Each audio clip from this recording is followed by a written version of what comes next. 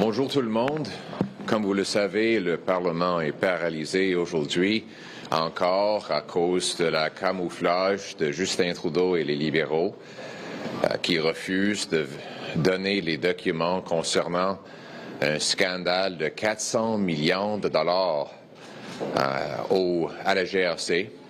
Le Premier ministre refuse de respecter le jugement du président de la Chambre et en conséquence, le travail du Parlement est paralysé. Qu'est-ce qu'il y a dans les documents qui est aussi mauvais que le Premier ministre a peur de partager les preuves avec les policiers?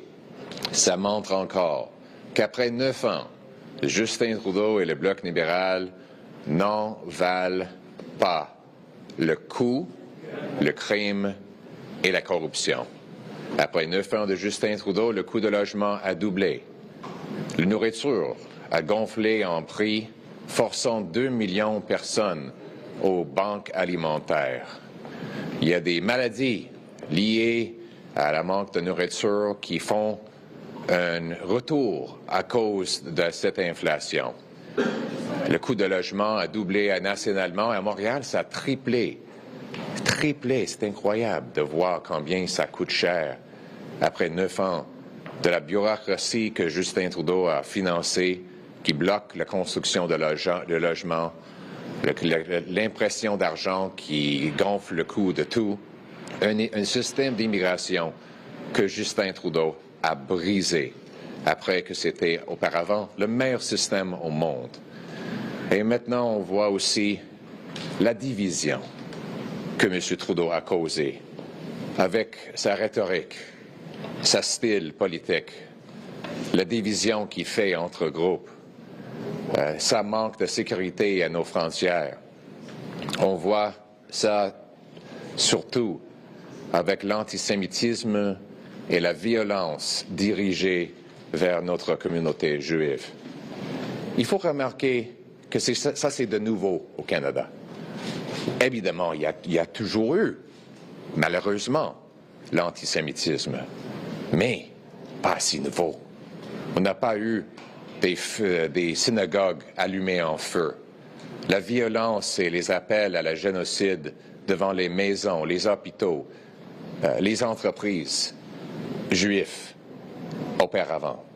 On peut blâmer, si on veut, le 7 octobre, mais on a toujours eu des conflits en Moyen-Orient.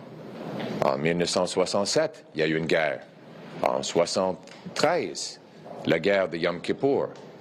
Il y a eu 2 intifadas, la guerre entre Hezbollah et Israël en 2008. Pas de violence dans nos rues, pas de synagogues attaquées. Ça, c'est de nouveau. En fait, les crimes de la haine avaient augmenté de plus de 100% avant le 7 octobre. C'est à cause de l'approche qui divise avec une idéologie extrême imposée de ce gouvernement qu'on est dans cette place. On a vu hier encore une autre manifestation de ça. Des groupes sur la terre, ici au Canada, qui font des déclarations haineuses, qui revendiquent qu'Israël soit effacé de la carte. Des citations que j'ai fait à la Chambre, j'ai répété à la Chambre des communes pour chercher une condamnation de notre ministre des Affaires étrangères et refusé de les condamner. Et je revendique que Mme la ministre Joly s'excuse pour avoir refusé de dénoncer des propos génocidaires et haineux dirigés à notre communauté juive. C'est incroyable qu'au Canada, un ministre des Affaires étrangères n'a pas le courage de dénoncer des propos génocidaires et haineux dirigés à notre communauté juive, surtout quand elle veut avancer son agenda et ses ambitions à la chefferie future des libéraux. Encore, on a sur le terrain des groupes qui supportent le terrorisme. Et c'est la raison pour laquelle je suis ici aujourd'hui. Le groupe Samidoun, c'est un organisme qui est un front pour le Front populaire de la libération de Palestine, qui est un groupe déjà banni au Canada. Au Canada, on a une loi antiterroriste qui exige que si un groupe agit au nom ou pour le bénéfice d'un autre groupe terroriste, ce deuxième groupe, doit être banni. C'est selon la section 83 de la Code criminel. J'ai la preuve ici que Samidoun fait exactement ça. Le fondateur de Samidoun, Khaled Barakat, a été décrit par le gouvernement israélien comme un membre haut placé du FPLP, un groupe banni au Canada. Le FPLP est placé sur la liste des entités terroristes en vertu du Code criminel du pays depuis 2003. En février 2021, le ministre israélien de la Défense nationale a désigné Samidoun comme étant un organisme terroriste et une filiale du FPLP.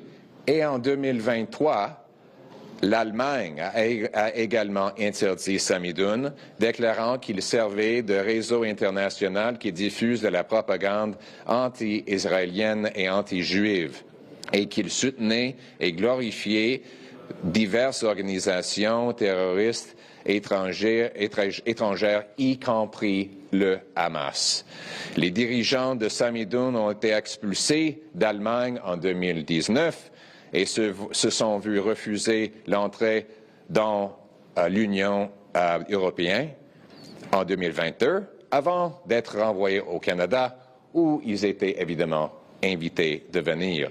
En 2019, PayPal, DonorBlocks et Plaid ont fermé les dons en ligne à Samidoun en raison de ses liens présumés avec le FPLP à la suite d'un incident survenu en 2016, au cours duquel le FPLP a fait une déclaration officielle de gratitude à Samidoun pour son soutien aux prisonniers du FPLP. Donc, finalement, la chef du Samidoun ici au Canada a dit que les attaques de 7 octobre étaient des courageuses et héroïques. Hier, on a vu Samidoun brûler le drapeau canadien et a prononcé mort au Canada, mort aux États-Unis et mort à l'Israël. Ces propos ne sont pas criminels. C'est clair. C'est pas criminel de dire des choses comme ça, mais c'est lié avec un autre organisme qui est banni, ça c'est criminel, selon le Code criminel, section 83. Donc, nous revendiquons que le gouvernement prenne au sérieux la sécurité de notre pays en interdisant cet organisme-là et en protégeant nos rues. C'est la moindre chose qu'on peut faire pour rétablir l'ordre. On veut que le Canada soit en paix encore, soit sécuritaire encore, que les gens, tous les gens, y compris et surtout les Juifs, puissent se sentir en sécurité. Et c'est pour ça que nous revendiquons ça. Quand les conservateurs gagnent la prochaine élection, on va protéger tous les Canadiens. On va surtout se concentrer sur nos grandes priorités, couper taxes et impôts, bâtir des logements, réparer le budget, stopper les crimes, y compris le terrorisme, pour le Canada que nous connaissons et le Canada que nous aimons.